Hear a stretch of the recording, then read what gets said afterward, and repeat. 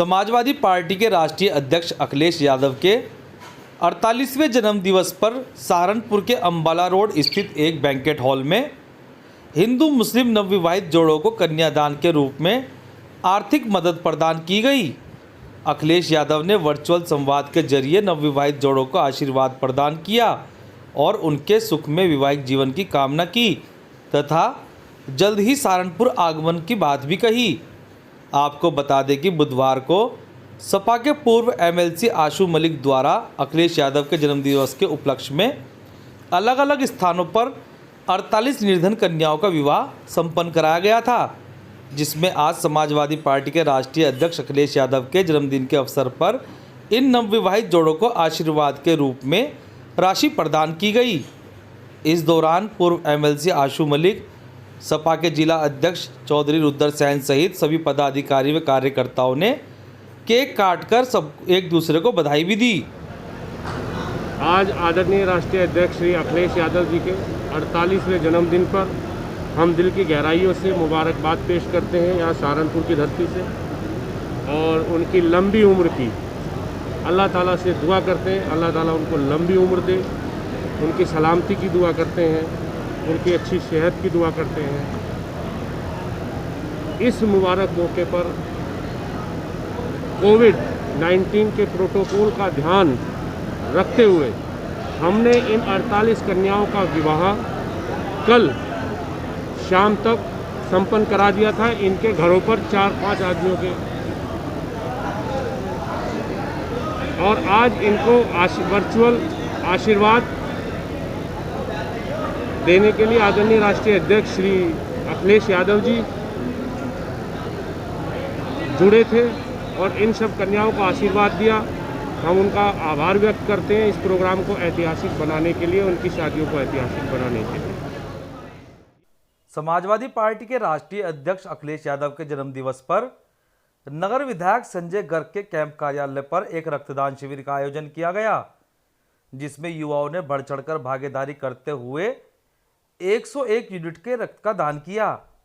जिसके बाद नगर विधायक संजय गर्ग, नगर अध्यक्ष आजम शाह, व्यापार सभा के जिला अध्यक्ष हरपाल सिंह वर्मा, नगर अध्यक्ष अनुराग मलिक सहित अन्य पदाधिकारियों ने केक काटकर अखिलेश यादव के जन्मदिवस की बधाई दी और उनकी लंबी उम्र की कामना करते हुए 2022 में अखिलेश यादव को फिर से मुख्यमंत्री बनाने का संकल्प भी लिया।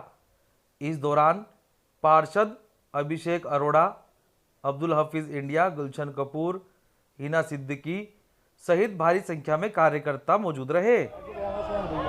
आज हमारे समाजवादी पार्टी के राष्ट्रीय अध्यक्ष, हम सब के लोकप्रिय और दिलों पे राज करने वाले नेता आदरणीय अखिलेश यादव जी का 48वां जन्मदिवस है, और उसके उसमें सारी नौजवान, किसान, मजदूर, छात्र और व्यापारी सभी लोग उल्लसित हैं और सभी लोग अपने अपने स्तर पे अपने तरीके से उसका जन्मदिन उनका मनाने का काम कर रहे हैं। समाजवादी पार्टी महानगर सहारनपुर की ओर से यहाँ कैंप कार्यालय में 101 नौजवानों ने अपना खून देकर 100 यूनिट ब्लड जिला चिकित्सालय को ज़रूरतमंद लोगों को देने का मन बनाया, और साथ ही संकल्प लिया है इस बात के लिए कि 2022 के चुनाव के बाद हम समाजवादी पार्टी की सरकार बनाते हुए माननीय अखिलेश यादव जी को इस प्रदेश का मुख्यमंत्री बनाएंगे।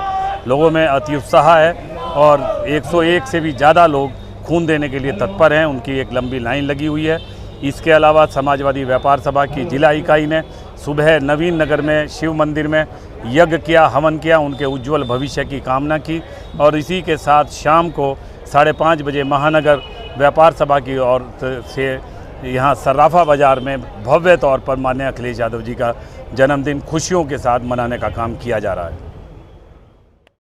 इसके साथ ही देवबंद के रेलवे रोड स्थित एक होटल के सभागार में भी समाजवादी के वरिष्ठ नेता सचिन त्यागी के नेतृत्व में कार्यकर्ताओं ने राष्ट्रीय अध्यक्ष अखिलेश यादव का जन्मदिन बनाते हुए एक दूसरे को बधाई दी और 2022 में समाजवादी पार्टी की सरकार बनाने का संकल्प भी लिया।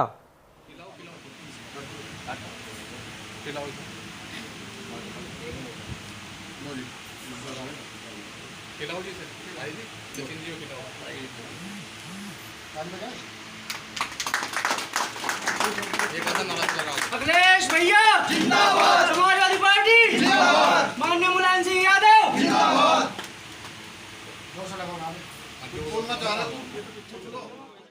सहारनपुर में गुरुवार को पुराना कलसिया रोड के क्षेत्रवासी कॉमरेड शरीफ अहमद के नेतृत्व में नगर निगम पहुंचे, जहां पर उन्होंने पुराना कलसिया रोड पर गंदे नालों के पानी से हो रहे जल भराव व टूटी हुई सड़कों के संबंध में नगर आयुक्त को ज्ञापन सौंपा और उन्होंने मांग रखी है कि जल्द से जल्द इस समस्या से निजात दिलाई जाए। इस दौरान कॉमरेड शरीफ अहमद ने बताया कि यह समस्या पिछले कई वर्षों से ज्यों की त्यों बनी हुई है, जिसका आज तक कोई भी समाधान नहीं हो पाया है। पुराना कलसिया रोड नाले के बारे में और सड़क के बारे में आया हूँ।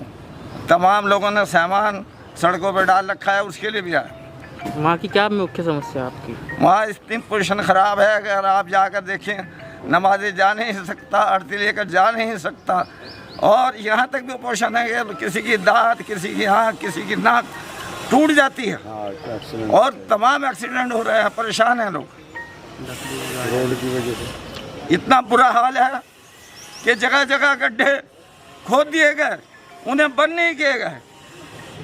कभी नर्सरी के सामने इतना गहरा गड्ढा हो रहा है, अगर आप जाकर देखें कम से कम 6 फुट गड्ढा नीचे इसको खुदा हुआ है, मौजूद है, और आज तक बंद नहीं हुआ। कब्रिस्तान के सामने, पुराना हत्ता कब्रिस्तान के सामने तमाम पानी भरा हुआ है। मनसा कॉलोनी में भी पानी भरा हुआ है, और उसके साथ में एक और शहीद कॉलोनी है, वहाँ भी भरा हुआ है। अब आपकी क्या मांग है? हमारी मांग यह है कि तुरंत इस काम को तत्काल कराया जाए। सहारनपुर में बृहस्पतिवार को सहारनपुर उद्योग व्यापार प्रतिनिधि मंडल की महानगर इकाई का एक प्रतिनिधि मंडल नगर अध्यक्ष विवेक मोनोचा व महामंत्री सुरेंद्र मोहन चावला के नेतृत्व में नवनियुक्त सीएमओ संजीव मांगलिक के कार्यालय पहुंचा, जहां पर उन्होंने उनसे भेंट करते हुए विभिन्न मुद्दों पर विस्तार से चर्चा की। संबंध में आज यहाँ पर आए हैं? आज हम यहाँ मुख्य चिकित्सा अधिकारी महोदय से एक औपचारिक भेंट को लेकर के यहाँ पर आए हैं, क्योंकि आज एक तो डॉक्टर्स डे है। सबसे पहले तो हम उनको आज बधाई देने के लिए आए हैं, क्योंकि आज डॉक्टर्स डे है। और दूसरा आज विषय यही है कि पिछली कोरोना की लहर के अंदर जिस तरह से जान की हानि हुई है और जिस तरह से कहीं ना कहीं तैयारियों का अभाव आम व्यापारियों को और एक आम जन को देखने को मिला है, तो अब तीसरी वेव की जैसे एक शुरुआत सी नज़र आ रही है। तो क्या तैयारियाँ विभाग के स्तर पर, यहाँ जिला चिकित्सालय के स्तर पर की गई हैं, उनको लेकर के जानकारी, और हम उसमें अपने दायित्वों का निर्वहन किस तरह से कर सकते हैं। क्योंकि पूर्व में भी सहारनपुर उद्योग व्यापार मंडल ने ऑक्सीजन बैंक बना करके लोगों की सेवा करने का काम किया है, ACLS एम्बुलेंस बना करके सेवा करने का काम किया है। तो और किस तरह से व्यापार मंडल और विभाग मिल करके एक सामंजस्य बना करके इस तीसरी लहर से लड़ने की एक तैयारी की समीक्षा यहाँ पर करने के लिए हम सब लोग एकत्र हुए।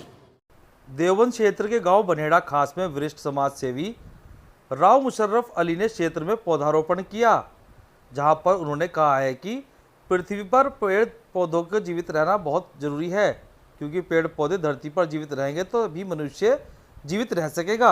आज हमने गांव बनेड़ा खास में पौधे रोपण किए हैं। पौधे पृथ्वी का श्रृंगार हैं। धरती पर पेड़ पौधे होंगे तो धरती पर मनुष्य भी जीवित रहेगा। जैसे जीने के लिए खाना और पीना जरूरी है, ऐसे ही धरती पर वृक्षों का होना जरूरी है, क्योंकि इनसे ऑक्सीजन मिलता है। अभी